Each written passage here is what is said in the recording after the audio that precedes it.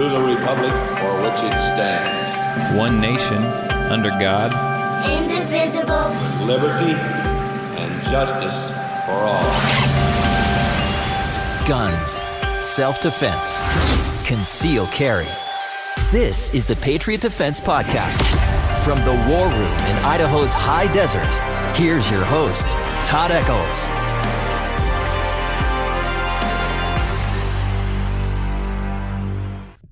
It is early Sunday morning, and I am bunkered down in the war room somewhere in the high desert of southern Idaho.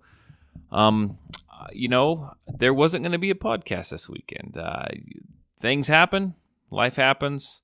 I couldn't get any of the guys together. They all had work and family stuff, and I had work and family stuff. And occasionally that happens, but I wanted to make sure I was able to get a show out for you, the listeners. I know, I follow a lot of podcasts, and I know what it is like to have a certain podcast that you just really enjoy, and you know what day it downloads on, and you know that you're going to be able to, it downloads on a Sunday, and you know you're going to be able to wake up on a Monday morning, and it's going to be there, so you can listen to it on your drive to work, or while you're at work, or whatever it is. So I wanted to make sure I got you guys something out, and it may not be the full hour. It's just going to be me. It may not be the full hour. It may only be 20 minutes, maybe 15 minutes, but you're going to get something, and I promise you that we will all be back next weekend, or at least a couple of us will be back next weekend, and we'll have a full-blown show for you guys, a full hour show, just like normal. But occasionally, sometimes, life kind of gets in the way. I'm sure you guys can understand that. But let's get the boring stuff out of the way. I do want to throw out there, we haven't had anyone call in on it for quite a while, but I do want to throw out there that we do have a podcast hotline that you can call in and you can leave a message on it. You can leave us your thoughts on the show. So, ask us a question. Tell us about a self-defense type situation that you were in, where maybe you had to use your firearm, or maybe you didn't have to use your firearm. We'd be more than happy to take a listen and probably criticize it, good or bad, I don't know, but we'd be more than happy to talk about it. You can call in. That hotline number is 1-208-696-4397. That's 1-208-696-4397. And once again, it's not a live phone call-in line. That is, you leave a message. So I've got that. You can also drop us an email. We like emails at patriotdefense13@yahoo.com. That's patriotdefense13@yahoo.com. You can also check out our website at patriotdefense13.com. That's patriotdefense13.com. You can hear the podcast there. You can contact me there, kind of see what I do. All kinds of stuff are there. And eventually, we will have some changes coming up in the real near future. Hopefully within the next couple weeks, I'm going to add some more stuff to that website, which I will talk about kind of when I get it a little more, for sure as to what I'm going to do. But some exciting new changes coming your way, so I'll keep you guys updated about that. But until then, I just thought I'd talk to you guys about something I did on Saturday. I had a pretty full class on Saturday. I didn't partner with anyone locally, but there's another company in town that does what I do, by the name of Legal Heat, and they do permit classes, and they do not have a person right now to do the required shooting portion of that class for the Idaho Enhanced Permit. So the people that they get signed up, they'll take the law portion, the classroom portion from them, and that's strictly what it is when you take it from Legal Heat. It's strictly just the law portion. That's all you're going to get. You're not going to really talk about firearms or shooting fundamentals or anything. You're just going to talk about the law. And then when, that'll probably take them about 4 hours or so. And then they give them my phone number and they call me, and we set up a time for them to come do the shooting portion on my range with me. So it works out real well, for both of us, I guess. But it was my first time doing this with one of their groups, and everything went well. I had it all planned out. I ended up having about, I think it was like 13 people, something like that, that showed up on Saturday. And I did that Saturday morning. We started that at 8 o'clock, and we were done by around noon. And it went smooth. And then I also had 2 private classes later on the day. So I spent I want to say I was at the range for 12, 13 hours, which a lot of people will say, spending that long of a day at the range, man, that must be awesome. You're shooting guns, and it is good. I do enjoy it. I'm not necessarily shooting the firearms. My students are, and that's fine. It is a long day, but it was a long day. It was a fun day, a good day, but it was a long day, kind of mentally taxing for me.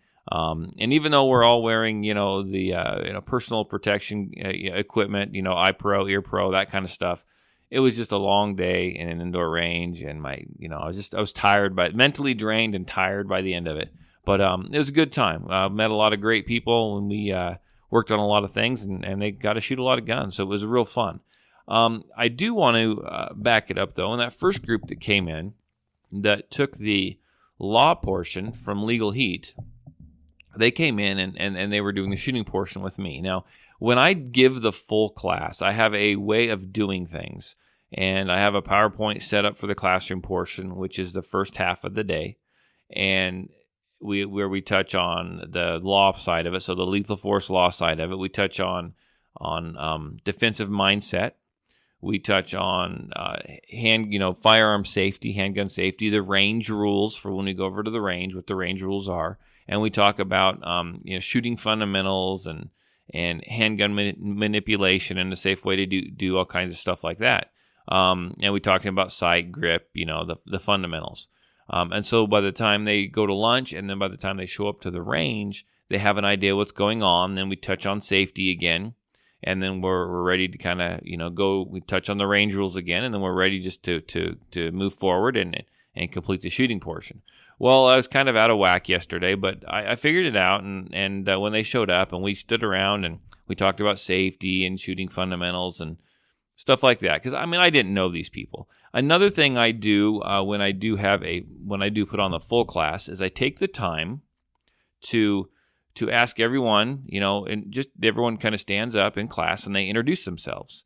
They tell us what their name is, basic info like that. You're going to spend 8-9 hours with someone. It's nice to know their name. And then they tell us what gun they brought to shoot, what make, what caliber, that sort of thing. And then another key piece of information is, what is your experience in shooting? Have you, some of them have been shooting for 30, 40 years. Some of them have been shooting for a few years. So some of them are fairly proficient at shooting already, and they're looking to get their permit. So no problem. And then some of them have, they've literally just bought their gun, and the day before or a couple days before, they haven't even taken it out of the box. They've never shot a handgun before. And so, I get all kinds of varieties of people in there, and that's fine. And one of the reasons why I have them introduce themselves is so that I can, when I assign them lanes during the shooting portion, I know who to put where. And I'm not going to have all these, all the brand new people, I guess the brand new people that have never shot a firearm before. I'm not going to have them all in the same group, because that kind of overloads it for me and whoever I have there helping me that day. So I like to spread them out. It's safer that way. Safer for them. They get the attention they deserve. Everyone else gets the attention they deserve, and it's just a real smooth system. So I went through these, and then I'll back it up even again just for a second. Even when they come and the students come and they take the full 8-hour class, I get a feel for who's who and what they really know and what they don't know. Well, with this group of people coming in, it worked out real well. Don't get me wrong, but I needed to get a feel for these people. So this particular class, these students. And so I had them introduce themselves and tell me all that pertinent information that we talked about, caliber, experience, make a gun, that kind of thing, which they did. And so I had 2 people that were pretty new, and the rest of them had shot pretty well. I'd shot over the years, and they were pretty proficient at it already. So I really feel like, I want to start this off, I guess. I should have started this off at the beginning like this, but I want to say I think maybe I screwed up and I made a mistake. As an instructor, people are all different. As an instructor and you help them learn how to shoot, there's different ways to help people. Some people react and respond differently to different ways that you help them learn, I guess. Some people learn differently. But there was this gentleman. He showed up to shoot, and he was shooting a big Beretta handgun, 9mm, one of the big heavy metal ones, no problem. He had never shot before, really, or he had shot before, but never in like a controlled environment. And I watched him kind of, real closely at the very beginning, and he broke some of the safety rules, which is a big deal, but it's not a big deal. Everyone breaks them. So I jumped in there and straightened him out, and we, got them all squared away on that. People get nervous and they do stuff, and not to sound so, I guess, blasé or relaxed about it, but that happens. That stuff happens, and you kind of have to move on, and everyone's there to learn. And so I was helping him with his grip and everything as he went to shot, and I could tell he was really nervous. And he was shooting, and sometimes he'd catch on, and he'd get it, and he'd remember everything. And we talked about grip, and we talked about a stance, grip. We talked about how to manipulate the firearm. We talked about safety. We talked, all that stuff, sight picture, trigger press, you name it. And sometimes he'd put it all together, and sometimes he wouldn't. And I was always there to kind of watch him and jump in, and I'd say, okay, slow down. No need to be nervous. Slow down. Grip the gun.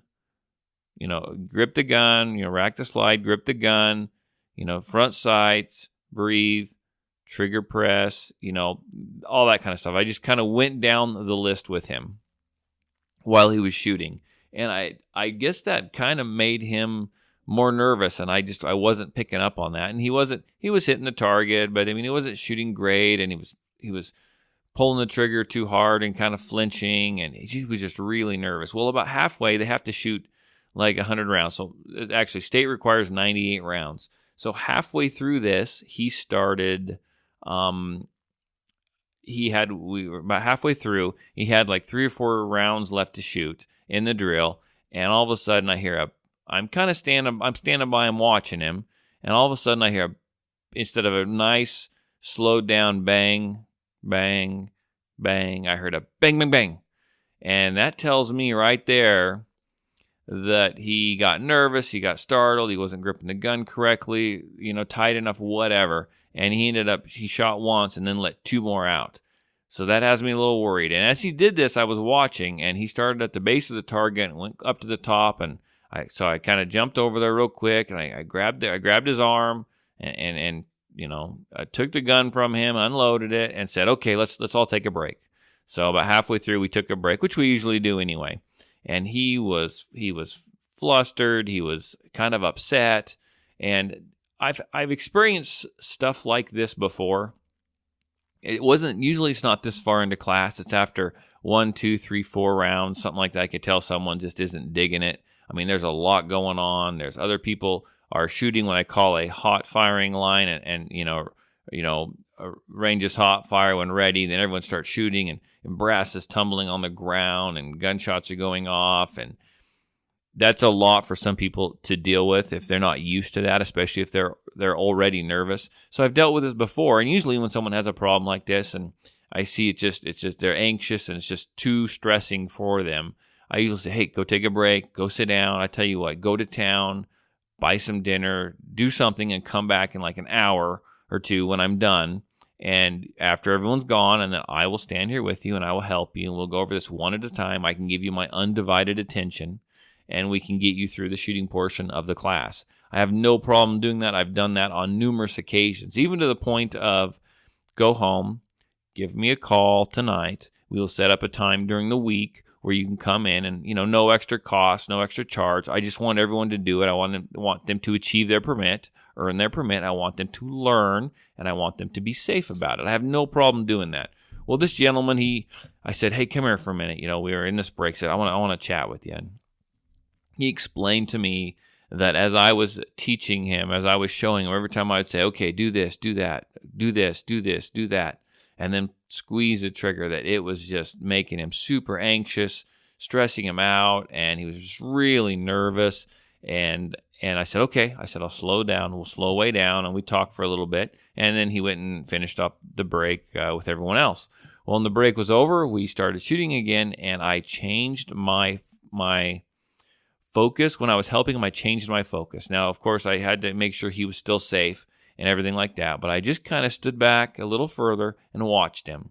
And I made sure that he did the grip, and I would watch him, and he'd grip it, and if he did it wrong, he would correct himself. And as soon as he corrected himself, I'd say, hey, great job, good job. And I started giving him more positive style feedback. And it seemed to really, for him, it seemed to really register, and it seemed to work well. Now, he wasn't an ace-in-the-hole shooter by the time he left there, by any means. But you know what? He was doing a lot better, and he seemed a lot more comfortable. And he was new, and so that was really new and really nervous, since that was part of the reason to blame. But I do, I will admit when I'm wrong, and I think I'm a decent instructor. But every now and then I realize that I know that there's people that you have to instruct differently. And I think I was not doing him any favors at the beginning. I was instructing him in a way that works for a lot of people, but it did not work for him. So I changed my tactics, and the second half of the shooting portion went well. He did good. He was happy toward the end. We had no more accidents, no more anything. I mean, he did real well. So I'm happy that it ended up like it did. And when he left, he shook my hand and said thank you, and he went on his merry way. And that's just kind of a wake-up call for me and anyone else who might be listening. You might be helping your wife or your kid shoot, or a friend or your neighbor or girlfriend or whatever it is. Not everyone learns the same way. So if you're trying to help them, just because you've taught, your friend over here or someone else over here to shoot, and this is the tactics that you use to do so, that doesn't mean that tactic is going to work on this person that you're working with right now. And if it's not working, don't force it. You need to stop, take a break, reevaluate, find out the way that's going to work, to teach them. The way that you need to instruct them, because everyone's going to respond differently to different things. That's just kind of the way it is. So I'm going to take partial responsibility for that. Everything went well. No one got hurt. Nothing like that. But I'm human, and I do tend to make mistakes. But I like to pride myself on being able to help people that are brand new, or people that have some kind of disabilities or something like that, or people that maybe have been traumatized by firearms in a earlier in their life, and now they think they want to jump in and actually have one for protection, or they want to get over that fear. I've had many of those people come through, and I pride myself in being successful with them. But we're all human, and I figured out what was going wrong, and I adjusted my technique and teaching style, and it seemed to work really well for this gentleman, or at least he responded very well. So, but I will throw this out there too. I know that going and taking classes does cost money. I understand that, and I will let anyone in my permit class, and I'll work with you. If you never fired, if you're cracking open your gun case, your Glock gun case that you just bought the night before on the firing line, you're literally cutting the seal on it to open it, and you open that box up, and it still smells like freaking Austria in there. I'm okay with that. I will teach you. But what you need to know, what everyone needs to understand is typically, most of the ones that I've ever been through or have dealt with, a concealed carry permit class, a class that allows you and teaches you to get your concealed carry permit, is not a shooting class. You do have to shoot in some of these classes, but it is not a shooting class. You are there with 10, 15, 20 other people. I've brought in a lot of help before and had as many as 45, 50 people. It is not a shoot. It's not a learn to shoot. We will teach. Let me back this up. We will teach you how your gun functions, how to work it, how the slide works, how the trigger works, how to get shots on a piece of paper downrange. But you will not leave there a bullseye shooter. If you want a shooting class, that is typically going to be an extra class. If I've got 10 people there, 15 people there, I can't solely focus on you and make you a 100%, championship bullseye shooter by the time you leave there. I'm not going to teach you how to, shoot fancy and all the tips and tricks. I'm not going to teach you how to shoot with both eyes open. I'm not going to be able to do that in a permit class. That is an extra class. So if you're thinking of taking a permit class, do yourself a favor. If you're nervous, if you're apprehensive about it, go and go to the instructor. Find a person who you're going to take the class through. Even if it's not that person, find someone. Go take a beginner's class somewhere. Have someone help you beforehand, so you're not as nervous. So you kind of maybe understand the basics. If that's a private class, that's a private class. I know there's plenty. In fact, I had 2 private classes yesterday. I did in the afternoon of people that are going to take my upcoming permit class, and they felt like they needed to take a private class so they wouldn't hold the class up, or so they'd feel more comfortable. And that worked out fantastic. And I think that's what everybody needs to do. And if we look at this from the other direction, if you look at this from the other direction, you can also take a class after. I know people are going, what do you mean after? You can take more classes after you take your permit class.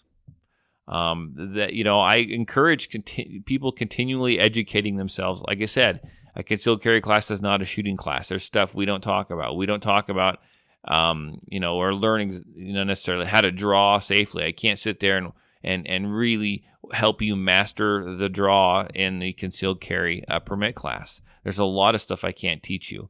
That can be done, though, in a private class or another organized class later on after you've taken the permit class. So always educate. I know a lot of people that will take the permit class and then they'll never pick up their gun and fire it later on.